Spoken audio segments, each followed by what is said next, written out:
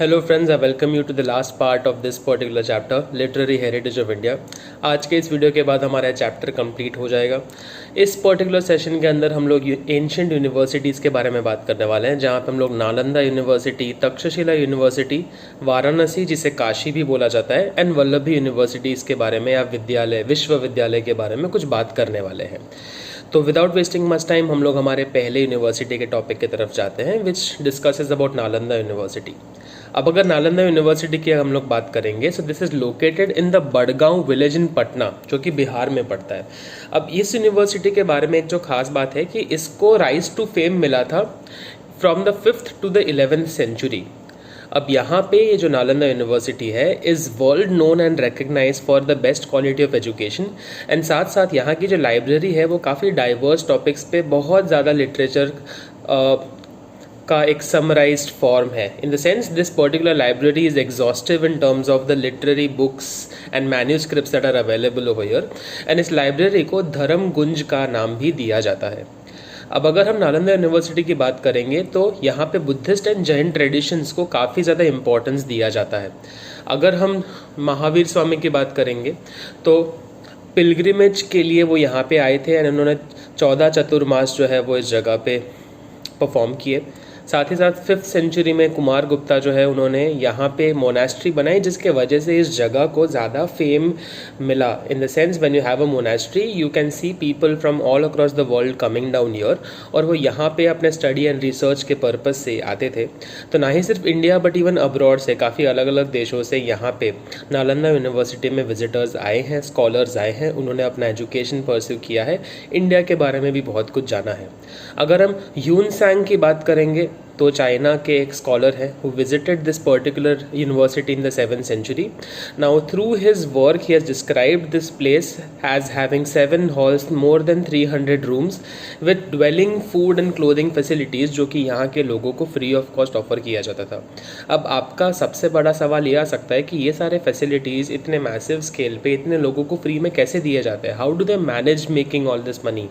तो back in the day education को काफ़ी ज़्यादा वैल्यू किया जाता था, और विलेजेस के थ्रू इस नालंदा यूनिवर्सिटीज़ को काफ़ी डोनेशंस मिलते थे, जिसके थ्रू इसके जो ऑपरेशनल खर्चे हैं वो निकाले जाते थे। साथ ही साथ यहाँ पे इस पर्टिकुलर यूनिवर्सिटी के अंदर हमें काफ़ी ज़्यादा मैन्यूस्क्रिप्ट्स मिले।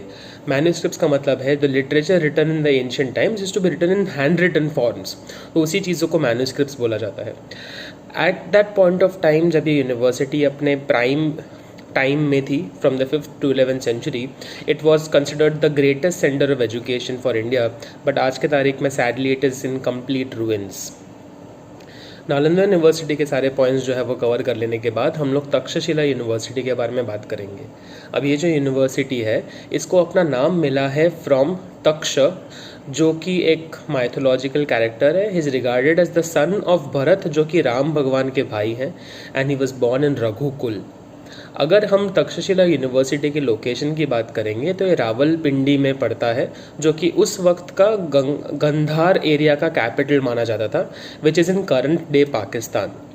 ये जो तक्षशिला यूनिवर्सिटी है was regarded as the most renowned centre for higher education in the 7th century, और उस वक्त भी यहाँ पे एक काफ़ी मॉडर्न अप्रोच टूवर्ड्स एजुकेशन था। यहाँ पे जितने भी स्कॉलर्स एंड स्टूडेंट्स आते थे they were free to study any subjects that they wanted to study, and they were a total of 64 different knowledge areas and subjects, जिसमें लोग यहाँ पे नॉलेज गैदर कर सकते थे, पढ़ाई करने आ सकते थे। Some of the subjects that are mentioned here include Vedas, military science, grammar, philosophy and so on। ऐसे 64 अलग अलग भिन्न भिन्न सब्जेक्ट्स को यहाँ पे पढ़ाया जाता था, और यहाँ पे काफ़ी ज़्यादा स्कॉलर्स ने जो है एजुकेशन प्राप्त किया है। अब back in the day the students were suppose to stay in the ashram, and वो अपने गुरु के साथ ही इस गुरुकुल में पढ़ा करते थे। उस वक्त भी स्टूडेंट टीचर रेशियो जो है वो काफ़ी फेवरेबल माना जाता था। They had this rule that एक गुरु को 20 शिष्य से ज़्यादा नहीं पढ़ाने चाहिए, बट कभी कभी जब ज़्यादा लोग आ जाते थे तो उनको मना नहीं किया जाता था। Even more people use to study with the same guru. अब बुद्धा जो है लॉर्ड गौतम बुद्ध, उनके एक डिसाइपल है जीवक नाम के, उन्होंने यहाँ पे आयुर्वेद जो है वो सीखा था। नाउ काफ़ी ज़्यादा दूर दूर से एज वेल एज़ अब्रॉड से यहाँ पे काफ़ी स्टूडेंट्स आए सीखने के लिए। स्पेसिफिकली अगर हम रॉयल फैमिलीज़ की बात करेंगे तो प्रिंस है, किंग है, अलग अलग स्कॉलर्स हैं, उन सब ने यहाँ से जो है इस यूनिवर्सिटी से अपना एजुकेशन प्राप्त किया है। चाहे वो वाराणसी के प्रिंस की बात करेंगे, कौशल एरिया के किंग की बात करेंगे, या पनिनी एंड कौटिल्य जैसे स्कॉलर्स की बात करेंगे, इन सब ने जो है वो तक्षशिला यूनिवर्सिटी से अपना एजुकेशन जो है वो प्राप्त किया है। Now after covering our discussion about Takshashila university, हम लोग वाराणसी यूनिवर्सिटी के बारे में कुछ बात कर लेते हैं। नाउ वाराणसी को काशी भी बोला जाता है, Kashi Vishwanath, and this place is not just famous for its religious sentiments and it's pilgrimage but also from the view point of education. अब किंग ऑफ वाराणसी जो थे उनका नाम था अजात शत्रु, and he also was a great philosopher of the Upanishadic times. अब वाराणसी जो ये एरिया है वहाँ पे लॉर्ड बुद्धा, महर्षि वेद व्यास, आदि शंकराचार्य, वल्लभाचार्य जी, चैतन्य महाप्रभु, इन सब लोगों ने जो है वो वाराणसी को as an important centre of their religious preachings choose किया था। यहाँ पे जो है वो अशोका, किंग अशोका या एम्परर अशोका ने सारनाथ की जो मोनेस्ट्री बनाई थी उसके वजह से इस एरिया में काफ़ी ज़्यादा लोग जो है वो पढ़ने के लिए आते थे। It became a famous centre for education, and काफ़ी ज़्यादा रॉयल फैमिली के लोग जो है वो वाराणसी आके अपना एजुकेशन जो है वो प्राप्त करते थे। आई होप ये वाराणसी यूनिवर्सिटी के जो थोड़े पॉइंट्स हैं वो आपने समझ लिए हो। लास्टली अगर हम लोग ये यूनिवर्सिटीज़ की बात कर रहे हैं, विश्वविद्यालय की बात कर रहे हैं, तो गुजरात में जो सबसे फेमस सेंटर ऑफ एजुकेशन रहा है ड्यूरिंग द 7th सेंचुरी, तो वो है Vallabhi university. Now this particular centre was famous for its knowledge, worship and the robust system of education. अब ये जो सेंटर ऑफ एजुकेशन रहा है वो अलग अलग डायनेस्टीज़ के लिए रहा है, चाहे वो मैत्रक डायनेस्टी हो, वंश डायनेस्टी हो, या हिनायना कल्ट हो जो कि बुद्धिस्ट रिलीजन को बिलोंग करता है। अब इस जगह पे इस पर्टिकुलर विश्वविद्यालय में जो स्थिरमती एंड गुणमती नाम के दो काफ़ी ज़्यादा फेमस फिलोसोफर्स थे जो कि इस पर्टिकुलर यूनिवर्सिटी के प्रिंसिपल्स रहे हैं। नाउ वल्लभी यूनिवर्सिटी में जिस लेवल का नॉलेज एंड एजुकेशन मिलता था वॉज कॉम्पिटिटिव एज इन वो नालंदा यूनिवर्सिटी के साथ कम्पीट करते थे as far as the value of this university is concern. इस वजह से इसको एक इंटरनेशनल यूनिवर्सिटी का दर्जा दिया जाता है। A lot of students from different areas, different regions came down here for their higher studies, and इसमें ऑलमोस्ट हर एक ब्रांच ऑफ नॉलेज का एजुकेशन प्रोवाइड किया जाता था, specifically in the fields of sciences and arts. यहाँ पे भी ये जो यूनिवर्सिटी है was usually providing education for free, and इन लोगों को अपने खर्चा करने के लिए चैरिटी मिलती थी from different landlords as well as Kings.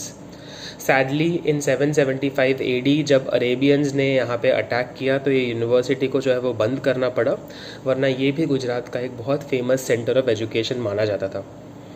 So that is going to be all from this particular chapter. इसी के साथ हम लोग ये चैप्टर को वाइंड अप करते हैं। अगर आपको ये वीडियो अच्छा लगा हो तो डेफिनेटली लाइक करिए, कमेंट कीजिए।